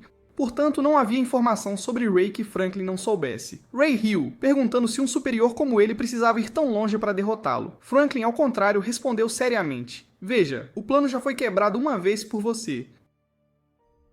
Porque Ray havia atrapalhado seu plano de assassinar Mildred. Ele teve que bolar vários planos para lidar com ele. Franklin reclamou que se Ray não estivesse lá, o urso não teria estado presente, e 50 demivermes certamente teriam acabado com as 2 irmãs Mildred. Ray entendeu tudo e disse que lhe daria uma surra bem merecida, porque quando viu uma criança em perigo, ele havia prometido socar o mentor na cara. Através de vários ataques do monstro, Ray havia confirmado um nome dentro dele. Franklin o elogiou, dizendo que era bom, mas mesmo que ele percebesse, não poderia fazer nada. Ray respondeu que mesmo que houvesse apenas 1% de chance de vitória, ele não desistiria. Franklin riu alto, dizendo que parecia ótimo, mas o que ele poderia fazer com os 270 segundos finais? Nemesis tinha uma maneira de virar a situação, o slime só funcionava por 24 horas, o que significava que Franklin não sabia nada sobre ele, então ele poderia combiná-lo com uma aposta para vencer. Embora houvesse um risco bastante alto, o pior resultado já era a derrota. Neste plano, ele pediu a ajuda de Grandria e Lindus para segurar o RSQ com força. Franklin estava completamente passivo no plano de Ray. Ele estava transformando o medo de mais de 10.000 pessoas do reino, usando toneladas de mana comprimidas em um fluxo gigantesco, e então liberando-as todas de uma vez. Ignorando o espanto nos olhos de Franklin, ele gritou que não funcionaria. Nenhuma das habilidades de Ray funcionaria. Ray sorriu, dizendo que se ele pudesse realmente neutralizar tudo, não teria contado a ele desde o início, porque não era um idiota. Ray disse a Franklin para observar de perto, e no segundo seguinte, todo o Erasgai explodiu. Após aquele ataque, Ray também caiu inconsciente. Grandria correu preocupada para verificá-lo. O líder Lindus ordenou que aqueles que ainda tinham mana o ajudassem e levassem outras pessoas feridas embora. Grandria disse que podia tratar os ferimentos de Ray, mas o braço carbonizado estava além da salvação. Nemesis disse a Grandria para apenas manter sua vida, ele não iria querer recuar neste momento. Franklin parabenizou o reino, dizendo que estavam 251 segundos atrasados em relação ao tempo de liberação dos monstros. Ele usou um controle reserva, pressionando-o continuamente para invocar monstros. Antes que os monstros da cidade pudessem aparecer, ele continuou a invocar DGP e custos para bloquear a todos. Franklin disse que RSK era o monstro mais fraco que ele criou. Os dois que acabara de invocar tinham poder de combate lendário. Inicialmente, ele havia enviado o RSK para testar a força de Ray, não esperando ser derrotado por ele uma segunda vez. Portanto, desta vez ele pagaria toda essa humilhação. No entanto, ele também não tinha a intenção de deixar o plano desta noite falhar. Ele olhou para a distância para ver o quanto os monstros haviam devastado. Pacífico na escuridão. Franklin não sabia onde seu plano havia dado errado, a menos que um super assassino tivesse aparecido. Em outro canto, Marie havia coletado todos os monstros. Ela sorriu orgulhosa de sua habilidade de se esconder. Franklin não podia esconder nada. Do lado de Hugo, ele observava os eventos se desenrolarem e curvou a cabeça dizendo que havia acabado. Hook refutou, dizendo que ainda não havia acabado. Franklin não deixaria tudo terminar tão facilmente. Ouvindo Hugo dizer que Franklin havia prometido minimizar os danos a Tian, ele só pôde rir e repreendê-lo por ser tão cego. Embora Hook nunca tivesse falado diretamente com ele, podia afirmar que suas suposições estavam corretas. Para ser preciso, era porque ele não sabia nada sobre Franklin, julgando apenas pelo que ele havia feito. Ele deve ter algo mais aterrorizante. Rook enfatizou que qualquer um pensaria assim, só Hugo não. Se ele confiava tanto em Franklin, Rook faria uma previsão. Aquela pessoa estava prestes a anunciar algo aterrorizante. Assim como Rook previu, Franklin anunciou que prosseguiria para o plano C, destruindo completamente Gideon com 56.826 monstros. Franklin riu alto, dizendo que se tivessem se rendido antes, isso não teria acontecido. Ele estalou os dedos para revelar seu embrião superior, um tipo de fortaleza de besta vegetal. Abrindo com 5.000 bestas, o líder Lindus ordenou que capturassem Franklin antes que fosse tarde demais. Ele riu alto em resposta, dizendo que era inútil. Mesmo que ele morresse, os monstros ainda sairiam da fortaleza até que o número fosse atingido. Nemesis franziu a testa, dizendo que não havia forças suficientes ali. Com apenas alguns deles, não conseguiriam derrotar todos esses monstros. Ray, tendo sido curado o suficiente para recuperar a consciência, imediatamente montou em seu cavalo e continuou a avançar com Nemesis. Eles começaram muito bem. Ray sozinho lidou com um grande número de monstros, mas devido à quantidade esmagadora, ele cometeu um erro. No momento crítico, Marie se transformou em um espírito para ajudá-lo. Ao ouvir o pedido dela, Ray imediatamente agradeceu a Marie, dizendo que não importava como ela se transformasse, ele ainda a reconheceria. Ele perguntou se Marie era realmente uma super assassina. Ela respondeu que eles deveriam lidar com os monstros primeiro. Franklin contou dizendo que atualmente havia 2 mestres tolos lutando contra 5.000 monstros. Rook chegou bem a tempo de responder. Quem disse apenas 2 pessoas.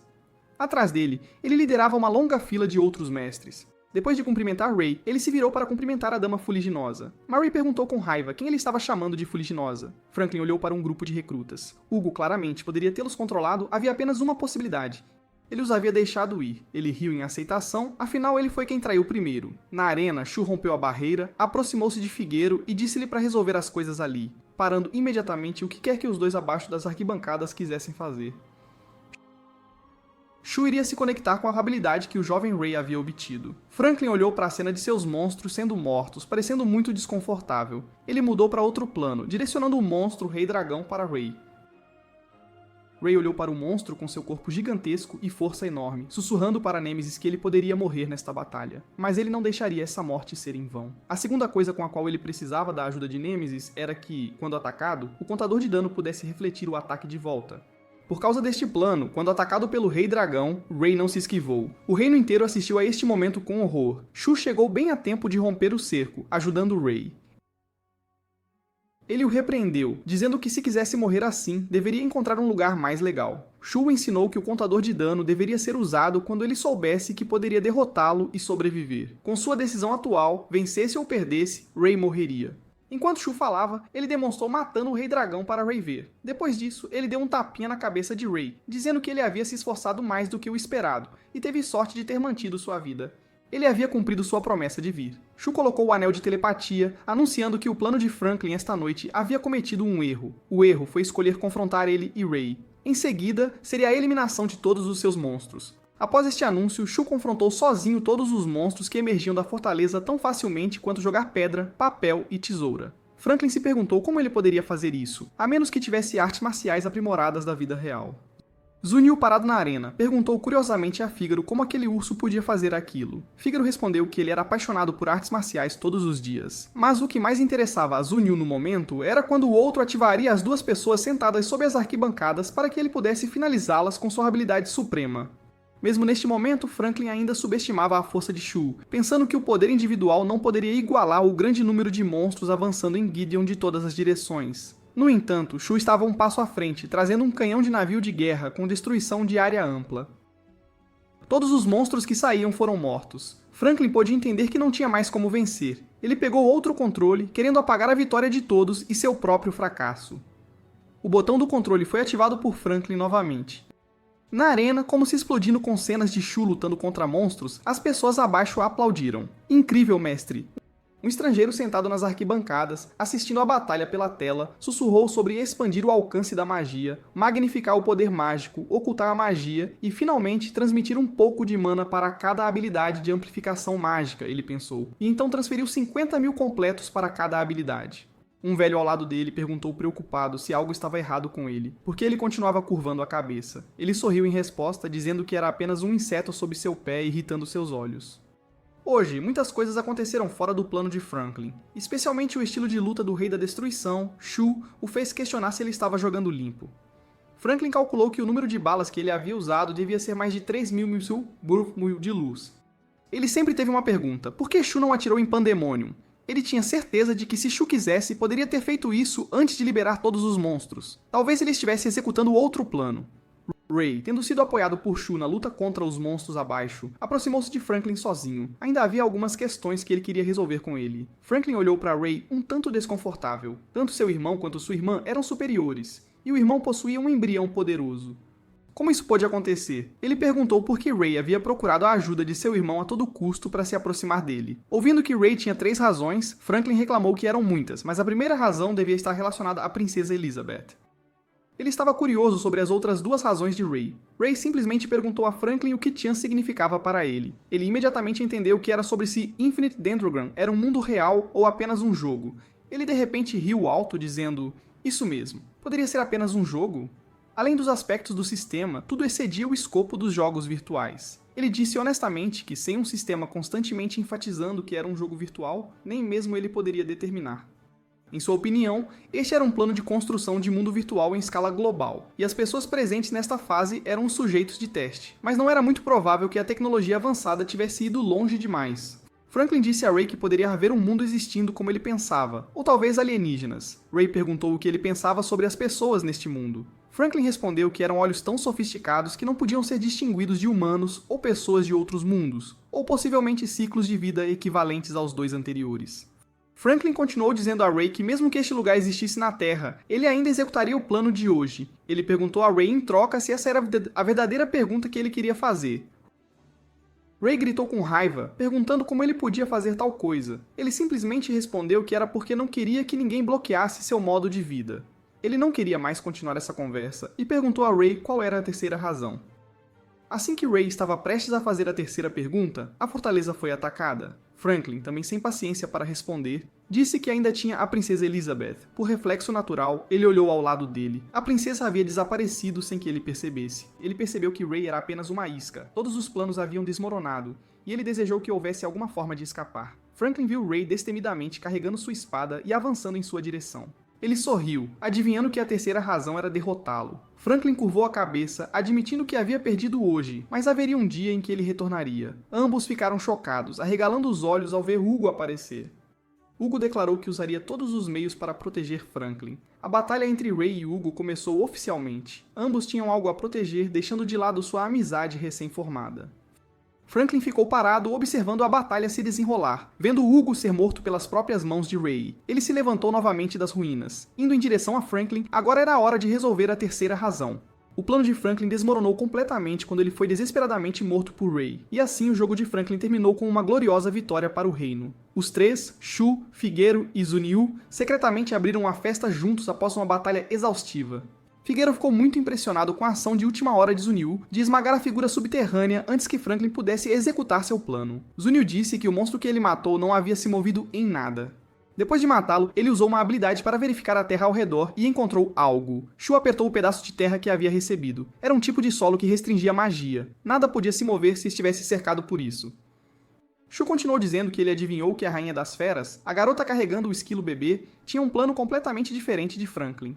Enquanto isso, o deus da terra estrangeiro veio porque sabia que Franklin lançaria um ataque terrorista. Ele explicou ainda que a Rainha das Feras era uma das mais fortes do Ocidente. Se ela tivesse colaborado com Franklin, o plano teria sido organizado em torno da Rainha das Feras. Inversamente, o deus da terra impediu parte do plano de Franklin. Ele adivinhou que foi por isso que ele veio à arena. Zunil estava extremamente curioso sobre essa pessoa mais forte e o usuário de magia mais forte. Figueiro informou a Shunyu que Shu havia lutado com o deus da terra antes, resultando em um empate. Shu sussurrou que se ele tivesse vindo aqui, deveria ter chegado uma hora antes. A verdade era que atualmente, como o plano levou muito tempo, ele havia entrado em seu carro para retornar e estava arrependido de não ter lutado contra Shu. Após este evento, Franklin também expulsou Hugo da associação. Ele estava muito acostumado a ser abandonado pelos outros, mas essa decisão era para ser boa para Hugo. Ele o aconselhou a viajar para fora, a estar muito em contato com a natureza. Quando ele tivesse viajado o suficiente, sempre que quisesse voltar, ele o acolheria. Depois que Hugo partiu, Franklin revelou seu pensamento de que mantê-lo ao seu lado não o permitiria fazer coisas ruins. Agora, do inferno, ele iria reivindicar a vitória daqueles que o derrotaram. Elizabeth, por hábito, novamente escapou dos guardas para brincar lá fora. Desta vez, ela havia mudado seu alvo para seguir Shu. Tendo-o descoberto na rua e o seguido até ali, Ray perguntou se ela tinha permissão. A garotinha respondeu inocentemente: "Claro, eu escapei." Ouvindo essa resposta, Ray perguntou a Marie com horror que tipo de segurança eles tinham. Marie não achava que a segurança era frouxa, mas sim que a princesa era muito inteligente. Rook interveio dizendo que a princesa era realmente muito inteligente, muito adequada para ser uma ladra. Vendo todos brincando assim, Ray também deixou o assunto de lado, preparando-se para uma partida que havia combinado antes com Marie. Ray havia perdido um braço ao lutar na batalha final com Franklin. Agora Marie olhou para ele, perguntando se ele poderia vencer contra ela. Ray não se desanimou. Além disso, atualmente, o nível e as estatísticas de Marie estavam muito além dos dele, então as habilidades de combate não podiam ser comparadas. De qualquer forma, sua capacidade de luta havia diminuído com a perda de um braço, mas enquanto a possibilidade existisse, ele definitivamente não desistiria, ou como dizem, agarraria todas as possibilidades. Ouvindo isso, Shu riu alto, elogiando-o por realmente entender. Marie continuou, dizendo que era isso que tornava Ray forte. Ela o informou que ele tinha um novo apelido, o Irmão do Rei da Destruição, e a pessoa que nem mesmo os superiores podiam derrotar.